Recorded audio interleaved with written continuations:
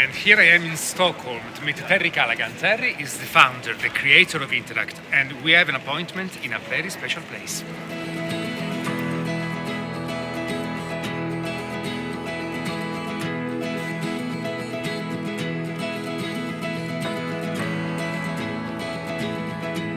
Hello. Hello, welcome. Nice to meet you. Thank you. Oh, wow. So, Terry, where are we? We're in the Royal Swedish Academy of Sciences, one of the oldest institutions of its type in the world, and the centre of learning in science. And this is where the Nobel Prize winners in science subjects are evaluated and accepted. Okay. Oh. So this is the room where the Nobel Prizes are announced every year. So maybe I have to be dressed more formal. That would be good. Yeah, okay, let's go. I'm Terry Callaghan. I've been working in the Arctic for 54 years as an ecologist and environmental scientist.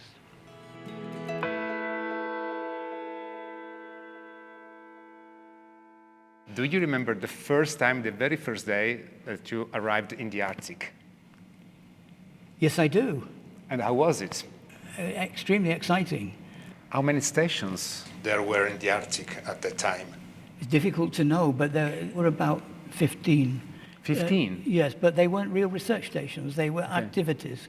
And when did you decide to create an Arctic network? It was a coincidence that in the late 80s, when we started to realize there was something called climate change, there was a conference in Ottawa in Canada. At that conference, I met some of the people I'd worked with years before. And we started... And that was the first time that you met them? Yes. Oh, so you worked together for years and then finally you met in Ottawa? Yes. So we worked for a period in an international project, then the international project ended, and then we all stayed at home doing our own thing at home. Yes, and then we came together at a conference and we started to talk. We've got an important problem now, wouldn't it be good if we worked together? And then 10 or 11 years ago, you created Interact. Why? Well, I established a research station on Svalbard for the British. But the opportunities of working in Sweden were far greater. There was a magnificent facility, that was the Abisko station. Okay. So I became the director of the Abisko station, working for this academy, leading that station for many years.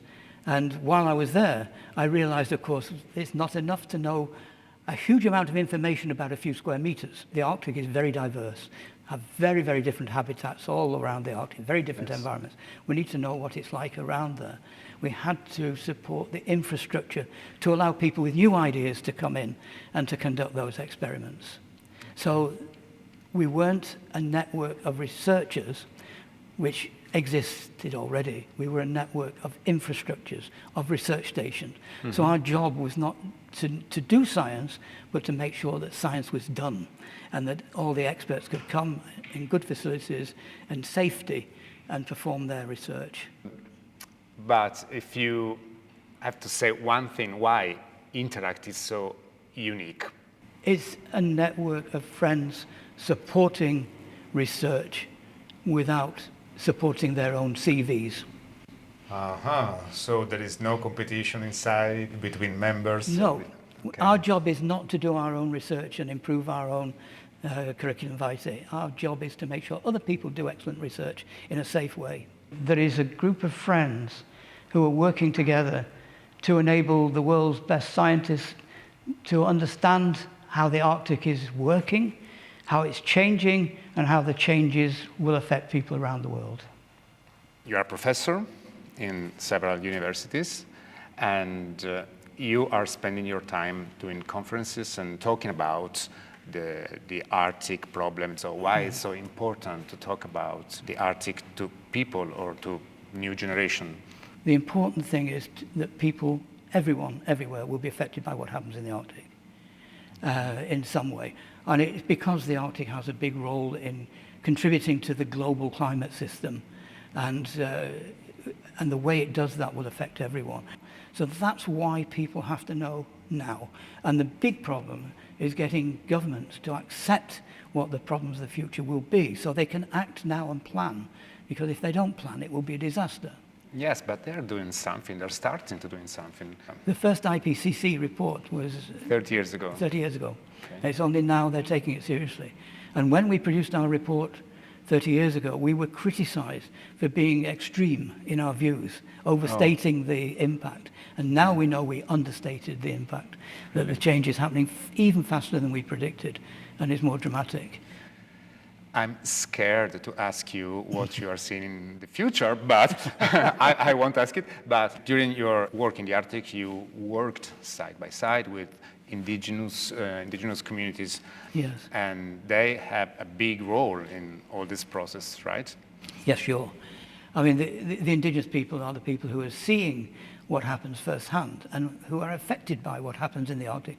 The indigenous people taught me a lot. They shared their knowledge with me about how the environment changes, how they look at the environment, how they remember and pass information from generation to generation about environmental change. And they taught me most of all that there are different ways of knowing, not just the scientific way, but also other ways of knowing. Indigenous knowledge, but also local knowledge, people who've lived on a landscape for 60 years or 70 years. They have their own knowledge.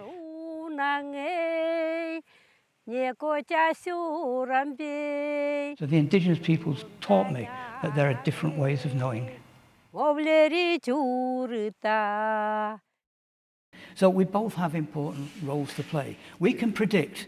Okay. We can do experiments and understand the system and predict it. They tell us about what is happening and how that has changed from the past. So it's a win-win situation, putting the two knowledge types together. What's your next destination? I would like to say retirement, but there are too many exciting things happen. And I think that I've done what I can to bring people together. And I think what I need to do now is to try to provide outreach and educational materials to reach more people, to tell what's happening. So I'm too old now to go out into the tundra and to sit there for 6 months measuring things and doing experiments. It needs younger brains to do that. But what I think I can do is try to interpret what I'm finding from people doing that and give it to the general public, to decision makers, and to young children. And forgive me for being arrogant, but one very important thing I think I can do is I think I can open doors for younger people and for colleagues, making introductions, introducing scientists to other scientists working in similar fields, or putting different fields of science together, introducing people to indigenous people that I've had the honor to meet. Sure. You're not arrogant at all.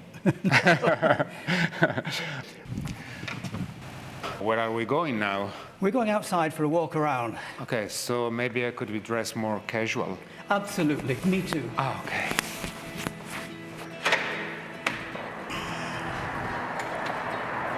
Oh. Well, it's so much better now. Much more comfortable. Yeah. Ooh, it's freezing. This is not cold. So you're a scientist, a researcher, a professor, but you want a Nobel Prize for peace.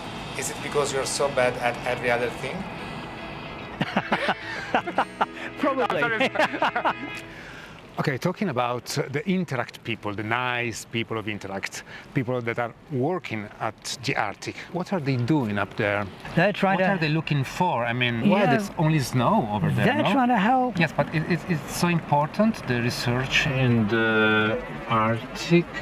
I suggest you go on your own expedition to the Arctic to interview these very dangerous Arctic researchers and find out more about them. Yeah, but are they dangerous? Of course they are. To people who don't believe in the good work they're doing. Okay, so, Find out. yes. Bye-bye, thank you. Bye-bye. Bye. Our future will be a different world. It may not be a bad world, that's what we've got to work towards, but it will be a different world. We are committed to change.